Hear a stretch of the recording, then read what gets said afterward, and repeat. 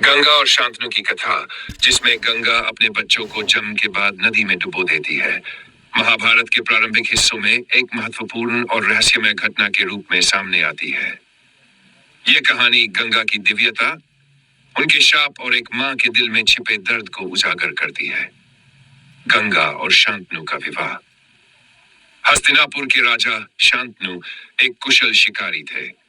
एक दिन शिकार करते हुए उनकी मुलाकात गंगा नदी से निकलती हुई एक दिव्य स्त्री से हुई, जो अत्यंत सुंदर और आकर्षक थी। राजा शांतनु ने उस स्त्री को देखा और उस पर मोहित हो गए। वह स्त्री वास्तव में गंगा देवी थी, जो एक दिव्य नदी देवी थी। गंगा देवी ने राजा शांतनु से विवाह का प्रस्ताव स्वीकार किया, लेकिन एक शर्त रखी कि शांतनु को उनकी किसी भी क्रिया पर सवाल नहीं करना होगा, चाहे वह कुछ भी करे। राजा शांतनु ने इस शर्त को स्वीकार किया और गंगा देवी से विवाह कर लिया। गंगा के बच्चों का रहस्यमय निधन। विवाह के कुछ समय बाद गंगा ने राजा शांतनु से कई बच्चों को जन्म दिया, लेकिन हर बार गंगा ने उन्हें जन्म के बाद नदी में बहा दिया। पहले तो शांतनु ये समझ नहीं पाए कि गंगा ऐसा क्यों कर रही है। उन्होंने इस पर कोई सवाल नहीं किया, क्योंकि उन्होंने अपनी पत्नी के साथ किए गए वचन का पालन किया था। लेकिन जब ये घटनाएं बार बार घटने लगीं और गंगा ने 7 बच्चों को बहा दिया, तब राजा शांतनु बहुत परेशान हुए। उनके दिल में अपार पीड़ा थी, लेकिन वह चुप रहे और अपनी प्रतिज्ञा का पालन करते रहे। 8वें बच्चे के साथ गंगा का रहस्य उद्घाटन। गंगा ने जब 8वें बच्चे को जन्म दिया, तब राजा शांतनु ने अपना धैर्य खो दिया।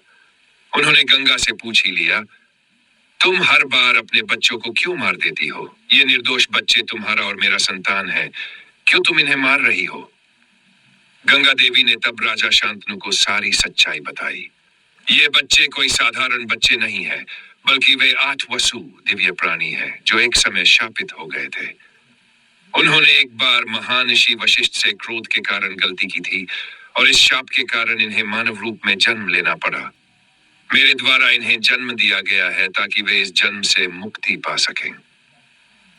गंगा ने कहा कि सभी 7 बच्चों को नदी में बहा देने के बाद 8वां बच्चा देवव्रत, जो बाद में भीष्म के नाम से प्रसिद्ध हुए, अब जीवित रहेगा, क्योंकि उसका शाप समाप्त हो चुका था और वह भविष्य में महान कार्य करेगा। गंगा का त्याग और देवव्रत का भविष्य। गंगा ने अपने बेटे देवव्रत को राजा शांतनु के पास छोड़ दिया और स्वयं स्वर्ग लौट गई। देवव्रत के साथ गंगा का अंतिम संवाद था, जिसमें वह राजा शांतनु से कहती है, यह बच्चा अब तुम्हारा है और यह भविष्य में महान कार्य करेगा। वह एक ऐसा पुत्र बनेगा जो अपनी प्रतिज्ञाओं को कभी नहीं तोड़ेगा और राज्य का नेतृत्व करेगा। गंगा के इस त्याग और आशीर्वाद के बाद देवव्रत ने महाभारत के इतिहास में अपनी महानता की शुरुआत की। उन्होंने भीष्म के नाम से प्रसिद्ध होने के बाद अपने पिता के लिए अत्यधिक बलिदान दिए और जीवन भर ब्रह्मचारी रहने का संकल्प लिया। कथा का गूढ़ संदेश। गंगा के बच्चों की मृत्यु का रहस्य केवल शापित वसु प्राणियों के मोक्ष के रूप में सामने आता है। यह कथा एक दिव्य योजना का हिस्सा थी, जिसमें गंगा देवी अपने बच्चों को शाप से मुक्ति दिलाने के लिए उन्हें नदी में बहाती है। साथ ही यह कथा यह भी सिखाती है कि कभी-कभी हमारे जीवन में हम जो घटनाएं देखते हैं, उनका कारण हमारे समझने से कहीं परे होता है।